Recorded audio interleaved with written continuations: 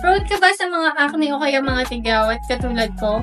Naku, mari ganyan ako. Kita nyo naman, ayan, may mga pimple scars pa na konti. Pero, dati talaga, ang lalaki niya ng mga butas-butas sa mukha ko. Pero nung ginamit ko itong rejuvenating set na nakita ko online, ayan yung result niya. Nagulat talaga ako kasi sa dinami-dami na tinry ko na rejuvenating set. Ito lang yung hindi siya mahapde. And yung effect niya is natural lang. Hindi siya yung sobrang pulang-pula na rejuvenating set. Katulad ng ginamit ko dati. Parang kamatis ako tignan sa pamumula ng mukha ko. Pero, dito sa rejuvenating set na to, walang kahasil-hasil yung paggamit. Naku, mare, alam nyo ba kung ano to? Ito lang naman yun, guys. Sinisisa Melasma Rejuvenating Set.